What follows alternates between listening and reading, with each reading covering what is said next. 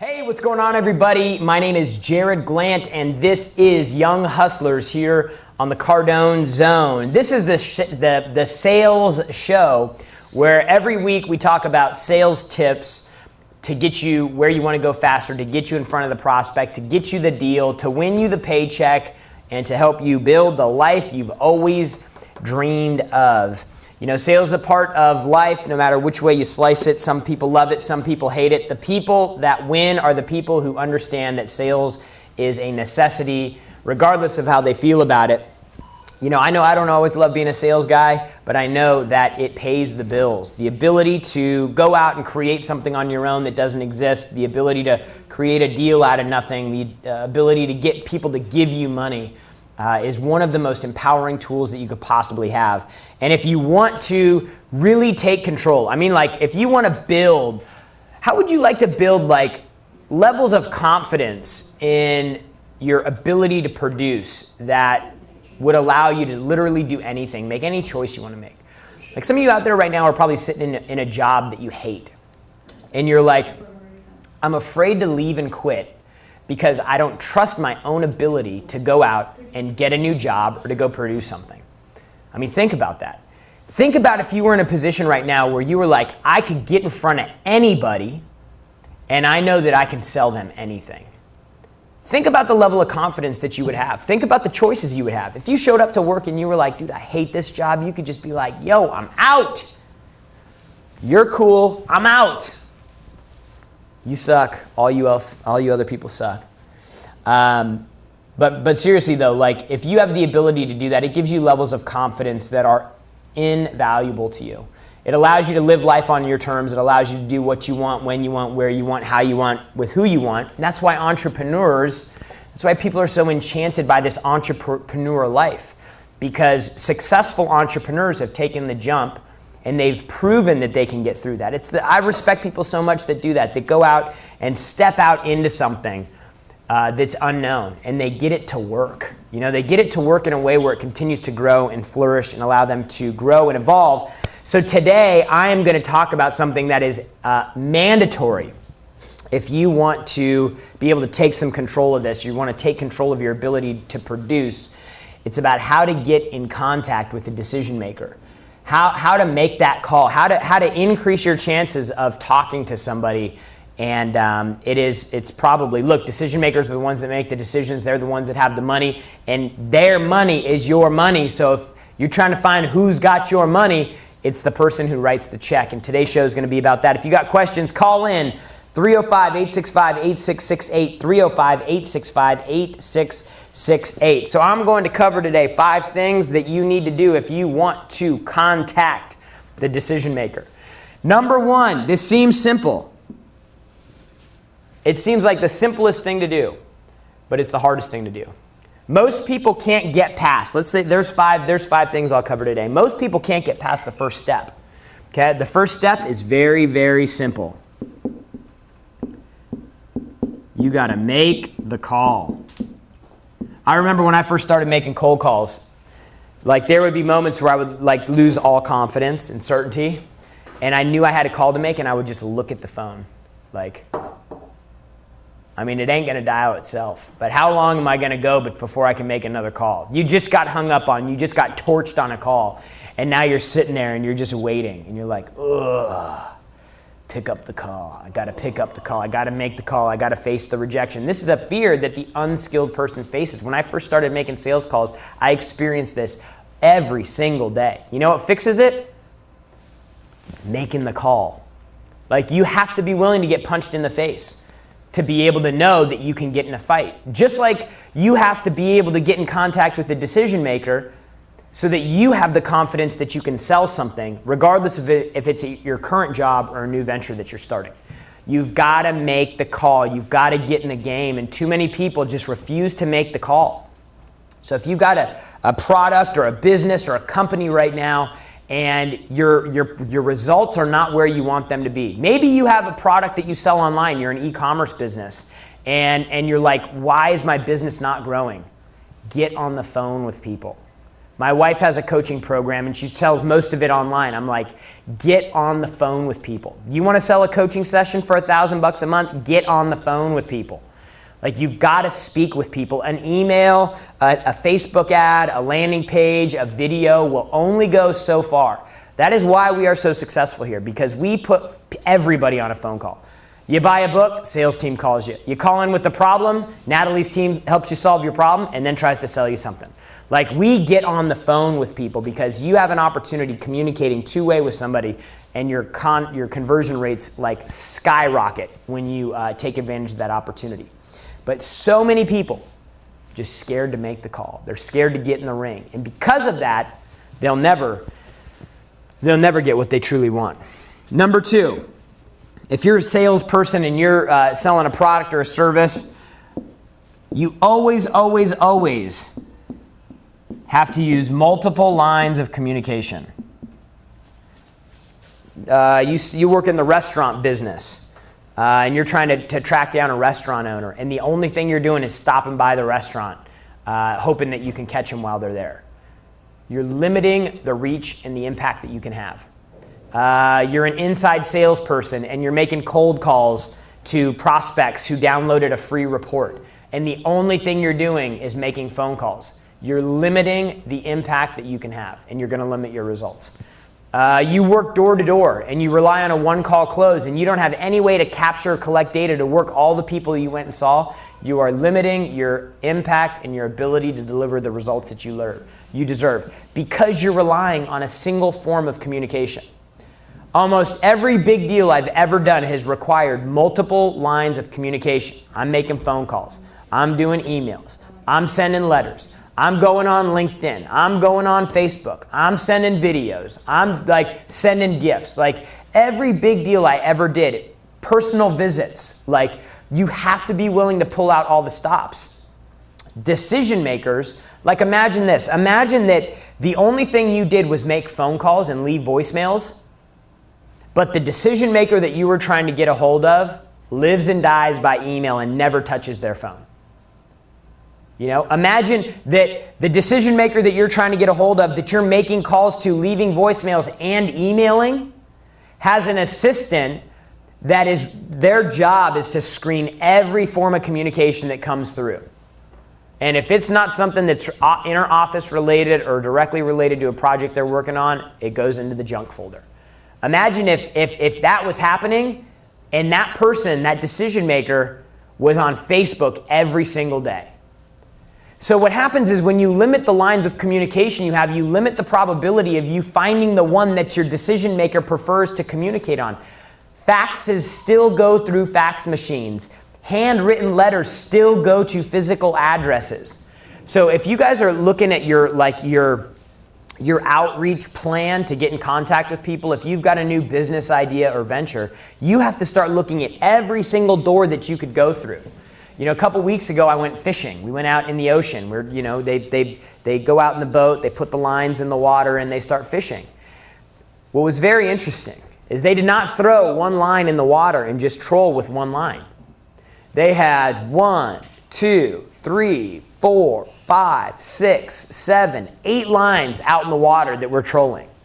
Because if we have 8 lines in the water, we have a better likely, 8 times better than if we just had 1.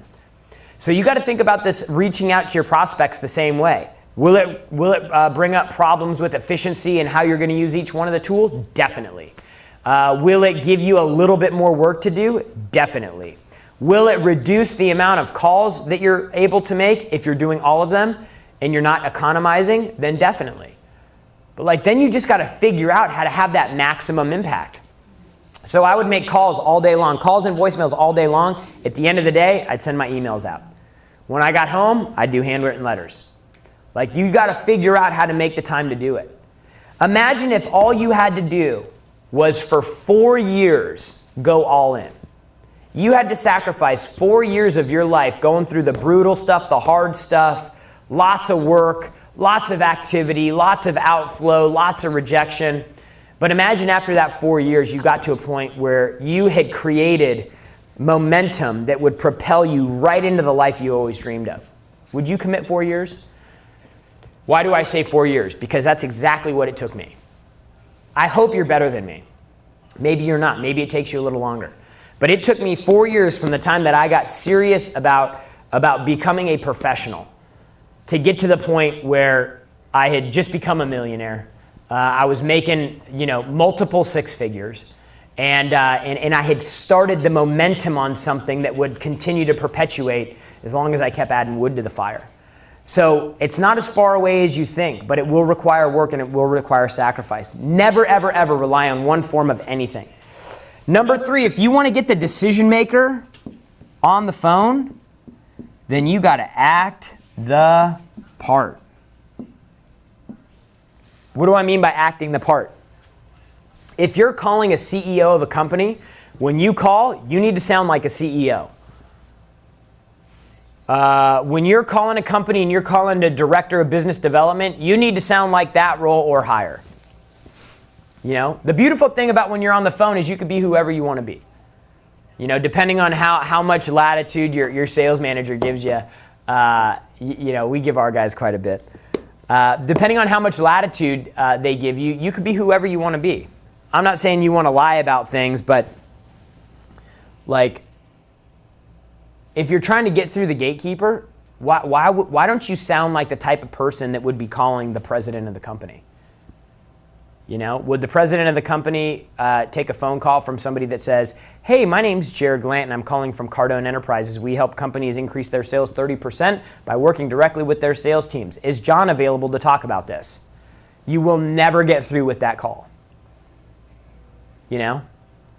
Rather, Natalie says, "Hey, thanks for calling ABC Enterprises." "Yeah, hey Natalie, this is Jared Glant. Can you throw me to Frank right now?" "Who's calling?" "This is Jared Glant. He should be expecting my call because I've already sent emails previously. He should be expecting my call if I've already communicated with him and I told him I'm going to be calling. He should be expecting my call." So if you can come in and sound like, if Natalie's the president of the company and I'm sounding like a president, then the receptionist, their perception of you changes immediately. Don't sound like a salesperson on this call. "Hey, this is ABC Enterprises. Hey, Frank, this is Jared. Can you throw me back to Natalie?" Great call for the gatekeeper right there. Write that down. First name. Nonchalant. "Hey, Frank, can you throw me back to Natalie? Throw me over to Natalie's office." "Who's calling?" "Let her know it's Jared Glant. She should be expecting my call." Right?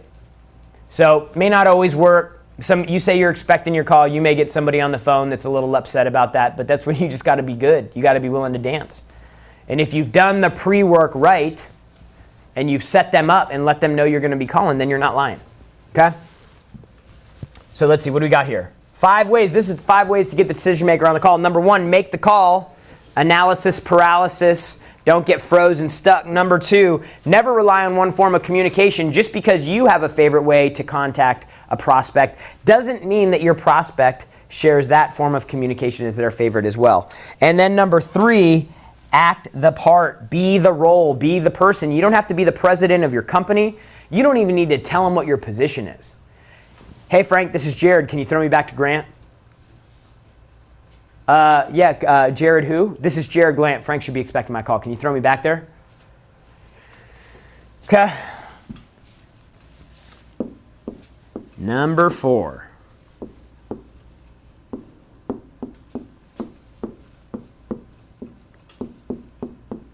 Be a professional.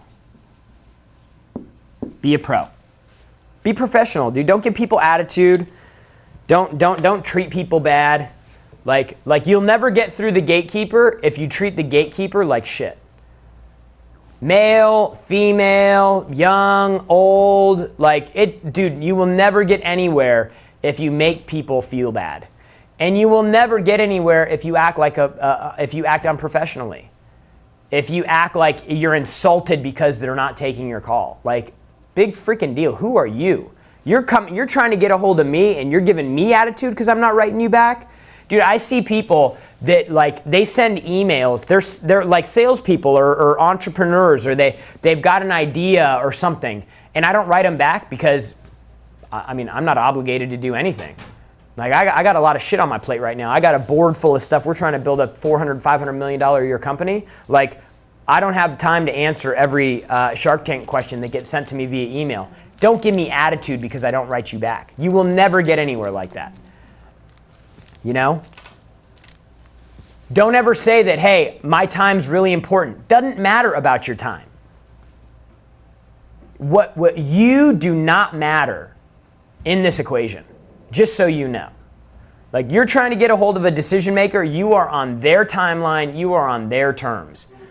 The only thing that you have to do is to keep showing up, using multiple forms of communication, acting like a pro, and just wearing them down.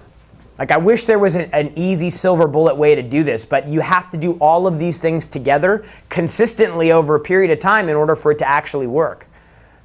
Okay, but like if you start getting snappy, if you start talking about, hey, my time's valuable, I know your time, like it kills me. I want to punch people in their face when they say that. Hey, I understand your time's valuable. My time's really valuable too. I don't care about your time, dude. Dude, you're on my watch right now. I'm on the phone with you. You called me. Don't talk to me about your time. I'm giving you my time right now. Right? So never ever say that because it shows a complete lack of interest. Don't ever tell somebody that you're not interested in their business. Don't ever tell somebody that you don't need this deal. You need every deal. And you need to beg and plead and do whatever you need to do in order to win. But like coming in this whole like I don't need your business, dude, that will get you nowhere. Promise you. You do that to me, I'll tell you where that'll get you. That'll get you in the cradle of the phone, hung up on. Because I'm going to be like, I'm done talking to you. You're stupid. Act like a pro. Okay? And then finally, number 5. These two things work together, by the way.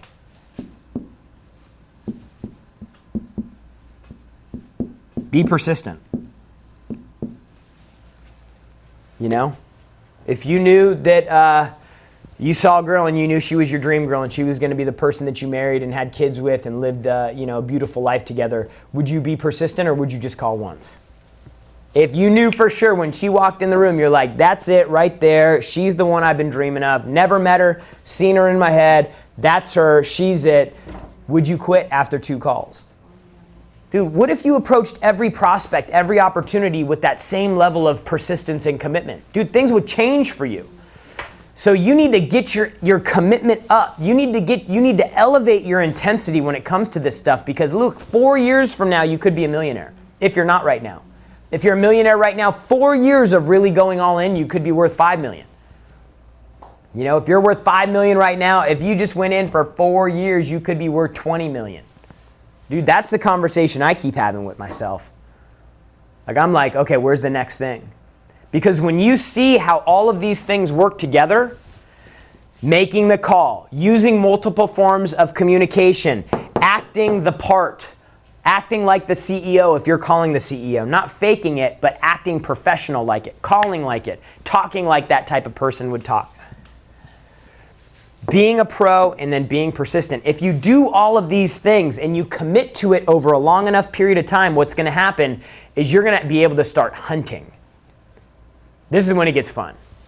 When you figure out how all 5 of those things work together, you can actually go out and hunt. Like, we used to go fishing when my grandfather was alive. He had a friend who had a lake out in St. Louis, Missouri, out in the country. And it'd take like an hour and 45 minutes to drive out there, and then we'd go out there and drink beer and fish. And they had this like man-made lake, and the state would actually stock the lake. The beautiful thing about fishing in this lake is you always caught fish. Like always. Like you could throw the line in first cast of the day, and within 60 seconds, boom, you had a bite. It was so exciting. It was like I couldn't wait to get the fish in, unhook it, get it in the little thing we were putting the fish in, and then go out again. Right? Because I was like, dude, I'm winning, you know? Like, you ever sat down at a blackjack table and you're just like, dude, everything is happening, I'm winning? Like, dude, you don't want to leave because you're winning. You have this confidence and this momentum. Imagine if you could be like that in life. Like, where you wake up and you're excited every day because you know you're going to win. It doesn't just have to be a dream. That's the best part of it. You are in full control of this. Because all you have to figure out how to do to be massively successful in life is to figure out what you want and then who's got it. Like, if you want money and success and fame and riches, who's got those things? On a more like micro level, like, hey, I need to hit my target this month. I need this deal. Dude, all you have to do is figure out who's the decision maker in that deal and get in front of them. Because if you can get in front of the decision maker over and over and over again, you're going to give yourself an opportunity in front of the person who writes the check to actually get a deal done. And the more times you can do that, the more money that you're going to make, and over longer periods of time, that's when you start getting into these like next levels of success and goal attainment and target attainment and the things that make you confident and happy. How do you think Grant, just look at Grant. Grant's going in, he's dancing and, deals $200 million. He's having these negotiations. He's buying $200 million properties right now. Dude, that guy has confidence. People are like, how do you have that confidence? How do you have that swagger? Because he's never afraid to lose a deal. This is big right now. Let me just say this again. So pay attention to this. People ask why Grant has so much swagger and why he's just so loose. Grant is the way that he is because if he loses a deal, he knows he has the ability immediately to go out and get another deal to replace that. So it's like, if you could take the fear of failure completely away because you know you can produce, how much confidence would that give you? I know this show's about how to get in contact with the decision maker, but dude, how about having how about limitless confidence? All you got to do is put these 5 things together and be able to get in front of people. You're going to have to work on your pitch. That comes later. Because most people, if you remember, most people don't even make the freaking call. This is the advantage. This is like the freaking blue ocean right here. Like, make the call. People have dreams and ideas and goals, and they sit down and they talk about, hey, man, it'd be great to have this, or I'd love to have that, or man, I'd like that boat or that trip or that vacation or that car, or that watch, or be able to contribute to that charity like that. But dude, they sit home and they don't even make the freaking call. I'll bet 85% of people who say they want something don't get it because they don't even make the call. Don't even make the call. Pick up the phone. Very, very simple and so powerful. And you just got to be disciplined to do these 5 things over enough period of time so that you actually can work your pitch out and start winning. Let's go to the callers. All right, you got Casey in Scottsdale, Arizona. Casey, what's going on? Hey, Jared, thanks for having me. How are you? Good, brother. Thanks for calling into the show. What's your question? Definitely. Hey, so I appreciate the insight for how to get to the decision maker. Once we get to that decision maker, I'm looking how to overcome the cost issue that comes associated with the company and the product that we sell that we're consistently getting pushback on. Yeah, so okay, first thing is you have to accept full responsibility for the reason that the customer is having the objection. Right? Like, if you can't accept responsibility for the customer's objection, then you can't control it, you can't own it, and you can't fix it. That's really important. A lot of people can't do that.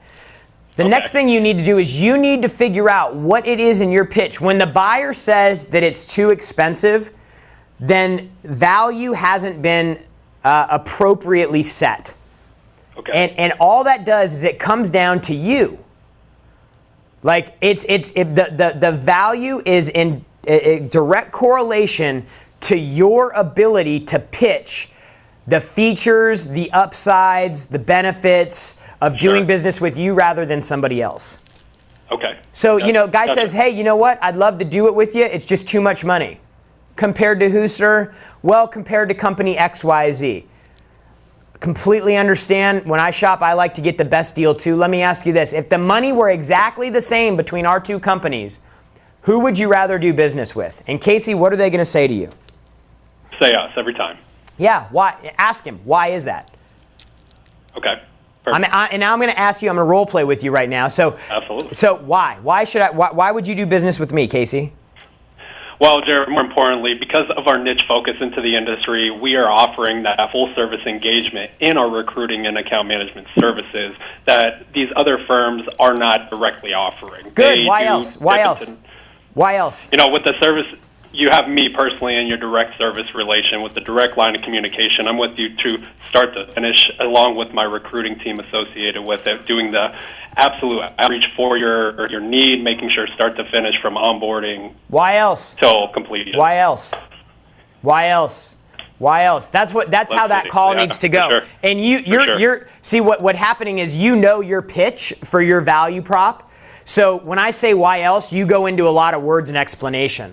Your prospects aren't going to do that. If you and me were on a live call right now and you were the prospect and I said, Casey, if the money were the same, who would you rather do the deal with? And you said, Jared, I'd choose you. And I said, right. And if I said why, you would say, well, because you guys provide great service. That's typically what it's going to come out. All that beautiful stuff that you said about what you guys do and why you're different, they're not going to say that.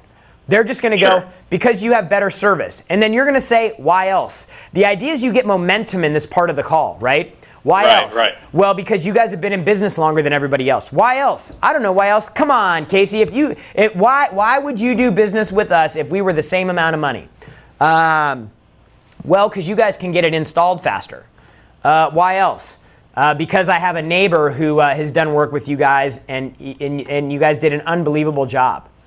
Heck yeah. So what you do is you actually have them go through all of the reasons why they want to do business with you. People don't make decisions over price. Typically, price is like 4th or 5th on the list of the reasons why people make a decision. So you got to get the reasons why you're valuable should not come from you. They should come from you in the sales pitch. They should come from you in pre-call service.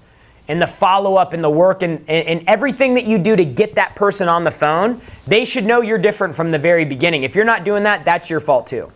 But when they should be like, dude, Casey's different. Casey is not like the other salespeople. Casey is doing things that no salesperson has ever done for me before. To get me onto this call, to get me interested. And then when you say, why else, why else, why else, why else, then Casey, you can see exactly why we're the decision you need to move forward with. The money isn't going to make this program work any better or worse. My company is, and I am. Let's do the deal. Heck yeah. Right? Oh, man. Cool. I appreciate that. All right, man. Heck yeah. Appreciate the call. All right, next caller. You got Derek in Colorado. Derek, what's going on, man? Derek, you there?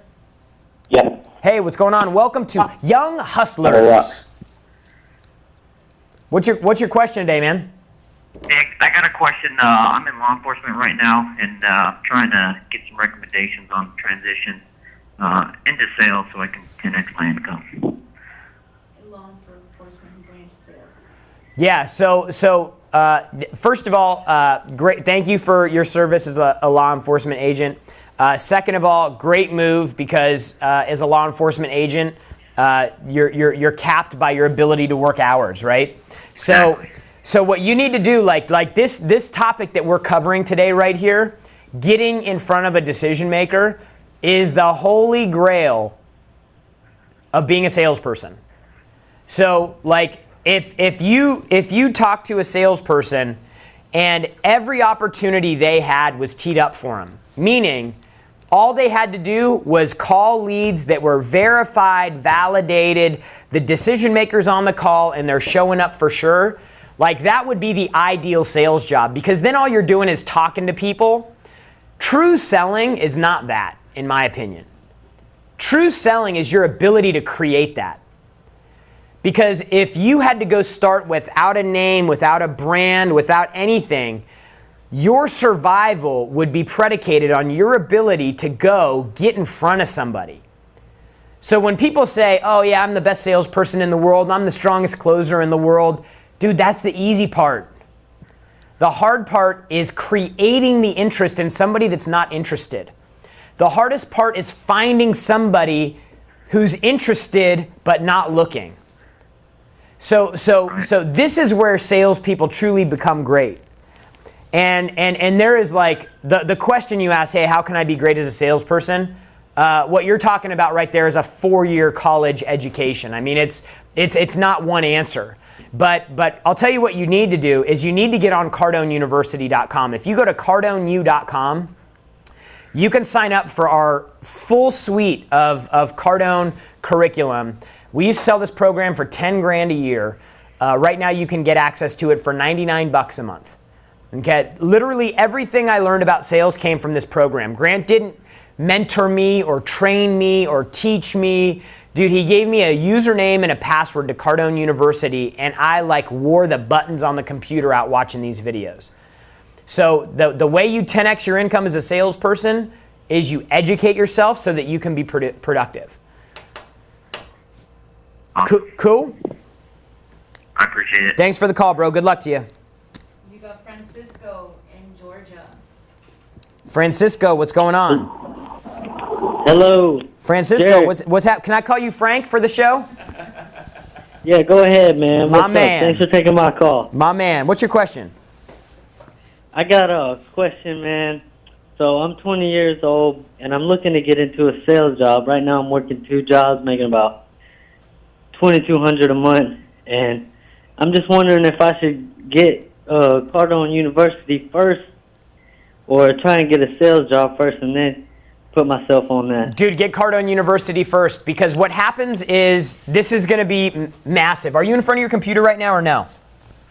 No, I'm actually working right now. Okay, so then you're going to have to go back and watch this later, because what I'm about to break down for you is so important for people to know. So what what Frank's question was I have 2 jobs right now. I make $2,200 a month. I want to get into a sales job because I know that's where I have an opportunity to make money. But should I buy Cardone University first, or should I go get a job first? And I told him get Cardone University first. Here's why.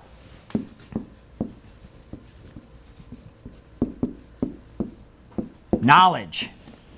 Knowledge is magic. Knowledge gives knowledge gives you the catalyst to blow up. Because what knowledge does, and I've done this before on a show, and it's so powerful. It literally, when I understood this, I knew that anywhere that I wanted to go be successful, it all started with knowledge and information. I'm not talking about college. I'm talking about the right knowledge and information. What happens when you get knowledge about something? New knowledge, something you didn't know before. About a subject you didn't know before. You build confidence in that subject. So if you're going to apply for a sales job, and let's just say me and you, right now, we both left our jobs and we went into the job market and we were looking for sales jobs. Okay? Who do you think would be more confident about their ability to get a higher paying job?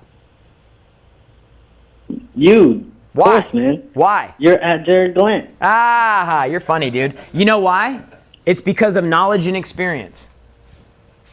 That's why. That's why I would get a higher paying job and I'd feel more confident about my ability to go get the job, because I have more knowledge. And when you have more knowledge, you're more confident. And when you're more confident, you're more motivated. And when you're more motivated, you take massive action. And action is what creates results, as my in-house Frank.